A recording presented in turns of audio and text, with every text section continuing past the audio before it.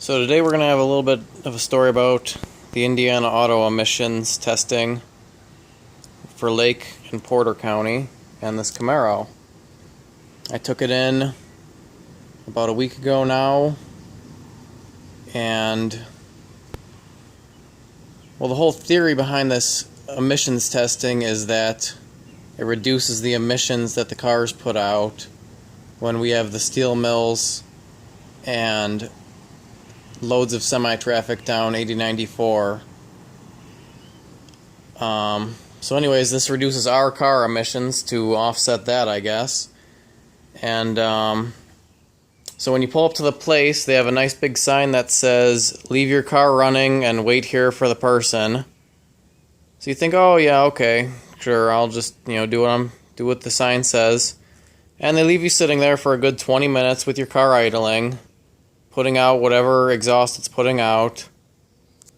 So that's definitely reducing the emissions, making half of the cars, because you only have to do it every other year, go there and sit there idling for 20 minutes while they're putting out their exhaust.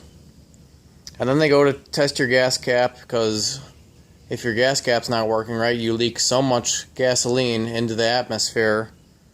So they have you leave the car running and they take the gas cap off, and that's really great to do with vehicles like this Camaro with a pressurized fuel tank, because when you take the gas cap off, it leaks a ton of vapor into the atmosphere, especially when it's running.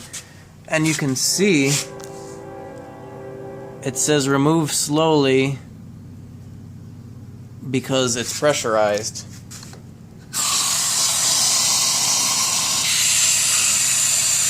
So they go and do this for an unnecessary time, and I can smell the gasoline now. So that leaks all the gasoline vapors into the air, because they want to test that.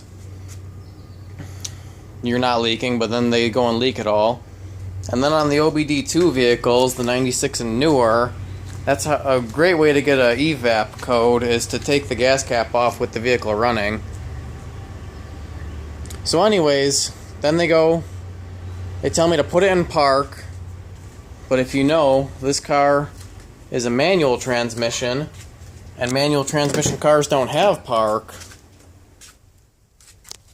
They just have your gears. So what I do is I go and set the park brake, and I'm like, okay, there we go, it's in park. So then they see that it's a manual transmission, and they go and put some tire blocks on it. And the guy tells me that I can take the park brake off. So then I'm led into the little waiting room, because it's dangerous to be out in the testing area. And the guy jumps in it to go put it on the dyno thing to test it. And he gets in, and then he realizes that he can't go anywhere because of the parking blocks. So he gets out and takes the parking blocks out. Now the vehicle's running this whole time because it says to leave it running. So now it's sitting there in neutral, no park brake, door open, and the guy just took the parking blocks out, and it is free to roll wherever it wants. And if it wants to roll backward and take the door off, well, I don't know whose fault that would be. So anyways, moral of the story is they go and test it, and much to my surprise, it fails. Now this car has never failed before. It doesn't get a whole lot of miles on it, so it's not like, oh, well, it's got an extra 40,000 miles on the catalytic converter. No, it doesn't get a lot of miles on it. It doesn't have stale winter gas in it, because it got gassed up this year already. Plugs and wires were done a few years ago. So it was very surprising that it failed. And it was also very surprising as to what it failed by. There's three things that get tested. There's hydrocarbon, carbon monoxide, and oxides of nitrogen. These two passed and were about the same as they are now. The hydrocarbons was up at like 4.8. It was way ridiculously over this limit. So because it failed, they want you to make a repair to it. So I swapped out the spark plugs. Here's the spark plugs I took out, and I put in new ones. It probably really didn't need that because these don't look bad. And I cleaned out I changed the air filter. Here's the old air filter. It's dirty, but nothing ridiculous.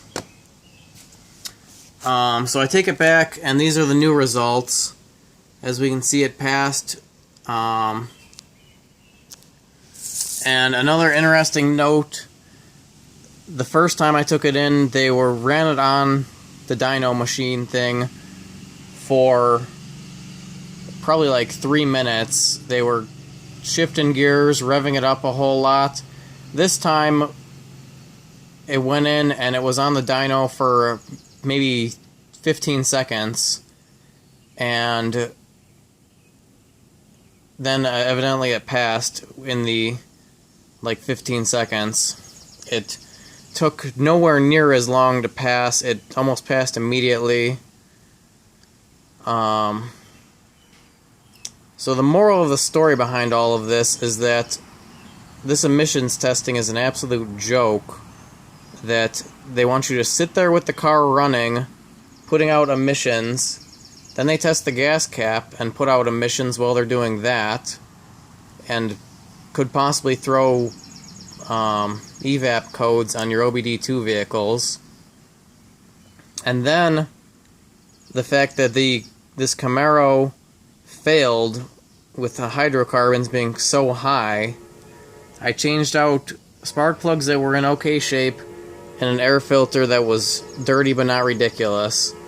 And it passes with flying colors, and passes almost instantly this time.